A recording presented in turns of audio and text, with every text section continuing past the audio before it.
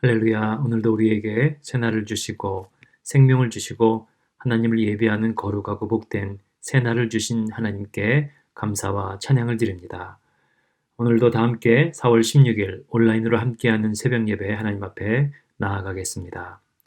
하나님께서 오늘 우리에게 주시는 생명의 말씀은 에스겔서 34장 17절에서 31절 말씀이 되겠습니다. 주 여호와께서 이같이 말씀하셨느니라. 나의 양떼 너희여, 내가 양과 양 사이와 순양과 순염소 사이에서 심판하노라. 너희가 좋은 꼴을 먹는 것을 작은 일로 여기느냐? 어찌하여 남은 꼴을 발로 밟았느냐? 너희가 맑은 물을 마시는 것을 작은 일로 여기느냐? 어찌하여 남은 물을 발로 더럽혔느냐? 나의 양은 너희 발로 밟은 것을 먹으며 너희 발로 더럽힌 것을 마시는도다 하셨느니라. 그러므로 주 여호와께서 그들에게 이같이 말씀하시되, 나 곧 내가 살진 양과 파리한 양 사이에서 심판하리라. 너희가 옆구리와 어깨로 밀어뜨리고 모든 병든 자를 뿔로 받아 무리를 밖으로 흩어지게 하는도다. 그러므로 내가 내 양떼를 구원하여 그들로 다시는 노략거리가 되지 아니하게 하고 양과 양 사이에 심판하리라. 내가 한 목자를 그들 위에 세워 먹이게 하리니 그는 내 종 다윗이라. 그가 그들을 먹이고 그들의 목자가 될지라. 나 여호와는 그들의 하나님이 되고 내 종 다윗은 그들 중에 왕이 되리라. 나 여호와의 말이니라. 내가 또 그들과 화평의 언약을 맺고 악한 짐승을 그 땅에서 그치게 하리니 그들이 빈들에 평안히 거하며 숲을 가운데에서 잘지라. 내가 그들에게 복을 내리고 내 산 사방에 복을 내리며 때를 따라 소낙비를 내리되 복된 소낙비를 내리리라. 그러한즉 밭의 나무가 열매를 맺으며 땅이 그 소산을 내리니 그들이 그 땅에서 평안할지라. 내가 그들의 멍에 나무를 꺾고 그들을 종으로 삼은 자의 손에서 그들을 건져낸 후에 내가 여호와인 줄을 그들이 알겠고 그들이 다시는 이방의 노략거리가 되지 아니하며 땅의 짐승들에게 잡아먹히지도 아니하고 평안히 거주하리니 놀랄 사람이 없으리라. 내가 그들을 위하여 파종할 좋은 땅을 일으키리니 그들이 다시는 그 땅에서 기근으로 멸망하지 아니할지며 다시는 여러 나라의 수치를 받지 아니할지라. 그들이 내가 여호와 그들의 하나님이며 그들과 함께 있는 줄을 알고 그들 곧 이스라엘 족속이 내 백성인 줄을 알리라. 주 여호와의 말씀이라. 내 양, 곧 내 초장의 양 너희는 사람이요 나는 너희 하나님이라. 주 여호와의 말씀이니라. 우리는 지금 코로나19의 질병의 고통 가운데 있습니다. 그런데 또 한편으로는 이 코로나19과의 싸움 중에서 우리 사회 가운데 만연한 혼돈과 무질서라는 고통 가운데 있기도 합니다. 코로나19 검사 결과를 기다리고 있는 한 의심 환자가 어떤 일부 유명한 부유층 인사들이 다른 사람보다 먼저 이 19 검사를 받았다는 그러한 소식을 듣고서 워싱턴 포스트지에 다음과 같은 인터뷰를 했다고 합니다. 우리가 이렇게 부유한 나라에 살고 있는 것은 참 불행한 일이라고 생각합니다. 이런 상황은 우리 사회의 위선을 더 잘 묘사하는 데 도움이 될 뿐입니다. 라는 말을 했다라는 것이죠. 여러분, 이 환자는 코로나19 검사를 받기 위해서 열 하루 동안 이 병원과 저 병원을 찾아다녀야 했다라는 것입니다. 아마도 이 의심 환자는 코로나19로 인한 질병의 고통보다 혼돈과 무질서 가운데 자신만을 생각하는 소수의 그러한 사람들로 인하여서 더 큰 마음의 고통을 받았는지도 모릅니다. 얼마 전에는 중국의 한 주민보건 서비스 센터에서 외국인 3명이 코로나19 검사를 위해서 줄을 서 있는 중국인들 사이에 새치기를 해 들어가서 크게 논란이 된 그러한 뉴스가 있습니다. 여러분, 그리고 일본의 한 병원에서는 40대 여성 직원이 창고에 있던 일회용 마스크 480장을 몰래 빼돌린 뒤에 가격을 10배나 부풀려서 판매했다가 들통이 나는 그러한 사건도 있었다고 합니다. 또 일본의 한 약국 앞에서는 마스크를 사기 위해서 줄 서 있던 시민들끼리 난투극을 벌이는 영상이 올라와서 또 화제가 되기도 했습니다. 그리고 저쪽 유럽에 있는 이탈리아에서는 마스크 한 장을 5천 유로에 판매한 이들이 있다고도 하죠. 5천 유로면은 660만 원인 것입니다. 마스크 한 장을 660만 원에 판매한 이들이 적발이 되기도 했습니다. 여러분, 우리는 코로나19이라는 위기 상황 가운데 있는데, 여러분, 재난과 위기 상황을 더 어렵게 만드는 것이 있습니다. 그것은 혼돈과 무질서입니다. 본문의 에스겔 선지자가 활동하던 때도 이와 같았습니다. 바벨론에 의해 예루살렘과 유다가 멸망하고 혼돈과 무질서 속에 내부의 분열과 악한 권력자가 난무하던 시대였다라는 것입니다. 오늘 본문에 앞선 34장의 전반부는 악한 목자인 예루살렘 통치자들에 관한 말씀입니다. 양들을 돌보아 평안과 안전을 담당해야 할 책임이 있는 목자들이 오히려 무관심으로 양들을 들짐승의 먹이로 만들고 탐욕으로 하나님의 백성들을 오히려 뿔뿔이 흩어지게 만들었음을 보여주고 있습니다. 그리고 오늘 본문 17절 이하의 말씀도 계속해서 이와 같은 예루살렘의 혼돈과 무질서에 대해서 말씀하고 있습니다. 악한 목자가 아닌 양떼들 가운데 더 약한 양을 괴롭히는 그러한 난폭하고 사악한 양이 있다는 것입니다. 18절의 말씀을 보면 좋은 꿀을 발로 밟고 또 남은 물을 발로 더럽혔느냐. 아마도 양들은 서로 풀을 뜯고 물을 마시기에 부족함이 없는 그러한 좋은 풀밭에 함께 거하였을 것입니다. 그런데 이곳에 몇몇 양들이 마치 이전의 악한 목자들처럼 탐욕을 부리고 이리저리 휘젓고 다니기 시작합니다. 좋은 풀을 먹고 있는 양들이 있으면 마치 새치기라도 하듯이 자리를 빼앗고 힘을 과시하고 쫓아내버립니다.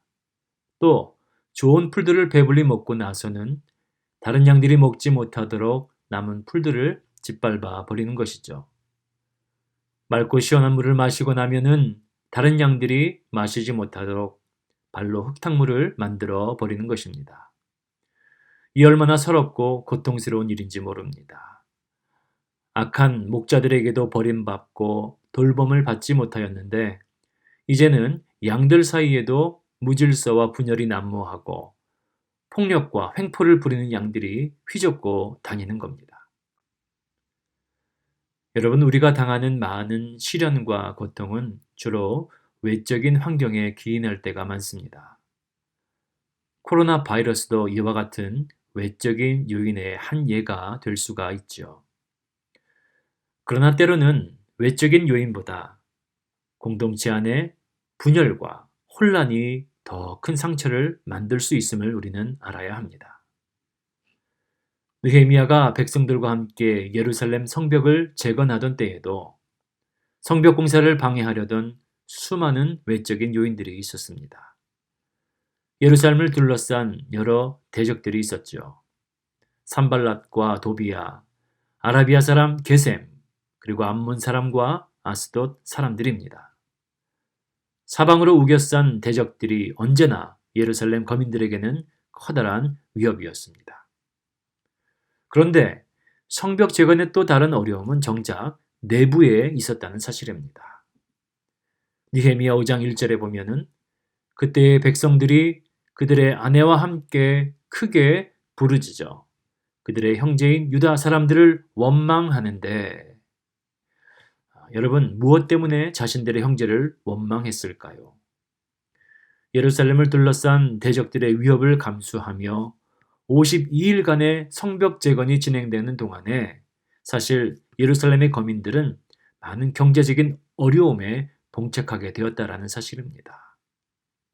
열심히 성벽 재건을 위해 수고하고 헌신하였지만 경제적인 상황은 그리 좋지 않았던 겁니다. 그래서 빚을 내서 세금을 내는 지경에 이르기도 했습니다. 어떤 이는 형제들의 자녀를 종으로 삼고 돈을 주었다라는 겁니다. 집과 밭과 포도원을 저당 잡히고 높은 이자로 돈을 빌려주는 고리대금이 예루살렘 형제들, 거민들 사이에 이런 일들이 빈번하게 발생했다라는 겁니다. 한데 마음을 모으고 힘을 모아서 서로 도와 어려운 시기를 이겨내고 성벽 재건의 임무를 완수해야 하는 가운데 있었음에도 불구하고 예루살렘 백성들 가운데에는 내부에 균열이 있었던 것입니다. 한마디로 공동체 의식을 잃어버린 겁니다. 사랑하는 프라미스 성도님 여러분, 지금 뉴욕과 뉴저지, 미국과 한국을 포함한 전 세계는 사방으로 에워싼 코로나19의 외적인 공격 가운데 있습니다. 그러나 우리가 반드시 기억해야 할 것은 우리를 둘러싼 공격과 위협은 외부에만 있지 않다는 사실입니다. 코로나19에 대한 우리 안의 불안과 염려, 걱정과 근심은 자칫 무관심, 무책임, 더 나아가 불신과 이기주의로 번져갈 수 있는 것입니다. None of my business. 여러분, 이 같은 마음을 가진 한 사람의 마음이 궁극적으로는 우리의 공동체의 하나됨을 무너뜨리는 치명적인 결과를 가져올 수 있다는 사실을 우리는 분명히 알아야 합니다. 그러나 또한 우리를 둘러싼 코로나19의 모든 어려운 환경을 이겨내는 힘도 우리 내부에 있다는 사실을 기억하십시오. 느헤미야 5장 10절 이하에서 느헤미야는 믿음의 공동체에 선포하였습니다. 하나님을 경외하는 가운데 행할 것이 아니냐. 나와 형제들도 양식을 백성에게 구워 주었거니와 우리가 그 이자 받기를 그치자. 너희가 구워준 돈이나 양식이나 새 포도주나 기름의 100분의 1을 돌려보내라. 여러분, 느헤미야는 고통 가운데 있는 예루살렘의 백성들과 함께 짐을 덜었습니다. 그들의 어려움과 필요를 서로가 돌아보기를 격려하였습니다. 여러분, 이것이 바로 위기 가운데 있는 형제 자매와 공동체를 살리는 힘이었다는 사실입니다. 먼저는 주일 온라인 예배 영상을 통하여 우리가 함께 보신 바와 같이 코로나 때문에 도움의 손길이 필요한 곳을 향하여 그동안 자신이 받은 은혜를 이번 기회에 섬김과 나눔으로 실천하는 귀한 일들이 우리 교회 가운데 있었음에 하나님께 감사를 드립니다. 태스크포스 생필품 나눔팀이 혼자 사시는 시니어분들과 또 차편이 없어서 마트에 가지 못하는 분들을 위해 생필품을 전달해 드리기도 했습니다. 또 우리 교회 성도님들도 마스크가 많이 필요하지만 사실 정말 이 어려운 시기에 코로나19과의 전쟁의 최전방에서 묵묵히 수고하고 섬기고 계신 병원의 의료진들과 관공서 직원들을 위해서 3, 4천 개의 마스크를 전달해 드린 것이 그저 보여지는 선행이 아니라 이것이 바로 우리가 당한 위기를 극복할 뿐만 아니라 더욱 단단한 믿음의 공동체로 하나 되게 하는 힘인 것을 믿습니다.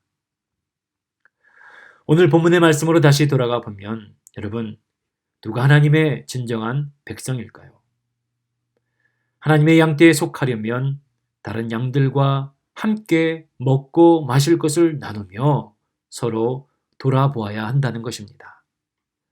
반대로 에스겔 선지자는 하나님의 은혜를 떠나 탐욕 가운데 있고 공동체 의식을 잃어버린 자들을 향하여서 심판을 선포합니다. 오늘 본문 20절 말씀을 보면 그러므로 주 여호와께서 그들에게 이같이 말씀하시되 나 곧 내가 살찐 양과 파리한 양 사이에서 심판하리라.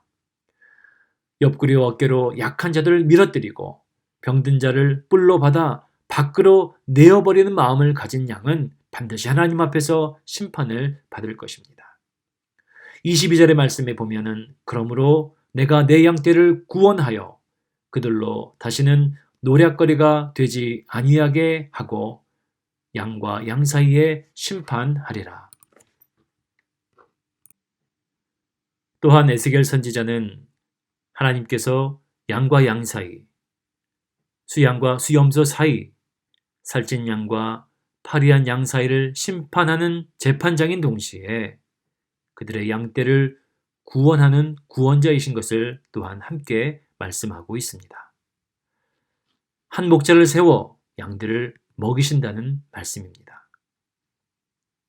23절의 말씀을 보면은 내가 한 목자를 그들 위에 세워 먹이게 하리니 그 한 목자는 내 종 다윗이고 이는 양들에게 찬 목자가 되며 하나님께서는 그로 하나님의 백성들을 먹이겠다 말씀하고 계십니다. 여러분, 내 종 다윗은 하나님의 종을 뜻하는 것입니다. 그리고 하나님께서는 그의 종 다윗이 그들의 목자가 되고 그들 중에 왕이 되리라 말씀합니다. 여러분, 종으로 우리 가운데 오셨으나 하나님이시며 다윗의 혈통을 이어 우리의 영원한 선한 목자가 되시며 우리의 영원한 왕 되신 분은 바로 오직 예수 그리스도 한 분밖에 없습니다. 할렐루야. 하나님께서는 우리 삶 가운데 가장 선하고 아름다운 목자요 또한 왕 되신 예수 그리스도를 보내주셨습니다. 이는 모든 양들이 평화를 누리며 살게 하기 위함입니다.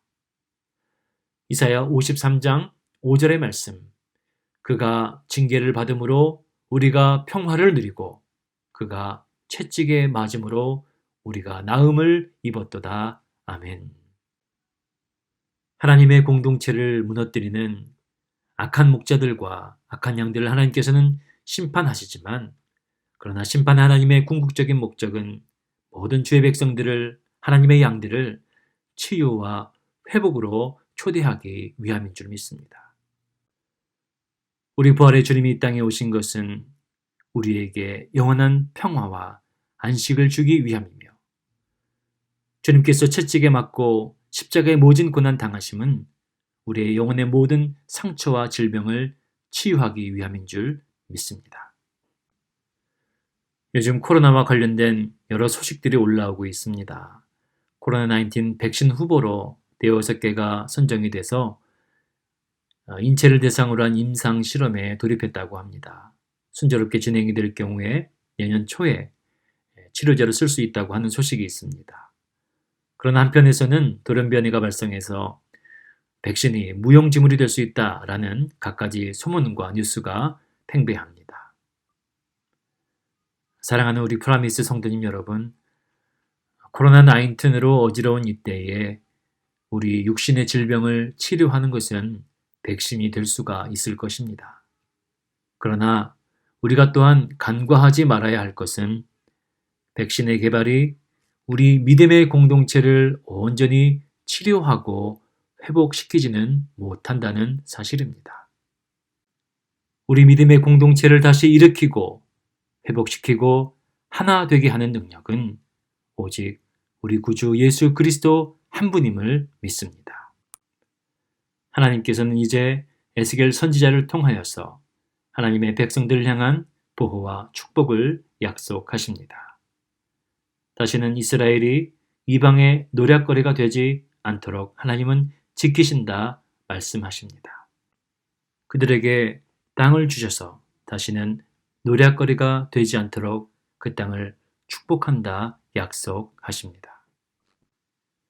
사랑하는 모든 프라미스 성도님 여러분, 오늘 이 하루도 하나님께서 우리에게 허락하신 선한 목자이신 우리 주님을 따라 우리 형제들을 섬기고 돌아보며 우리 믿음의 공동체를 아름답게 세워나가는 우리 모든 프라미스 교회 성도님들 되시기를 주님의 이름으로 축원을 드립니다. 기도하겠습니다. 하나님 아버지 감사합니다.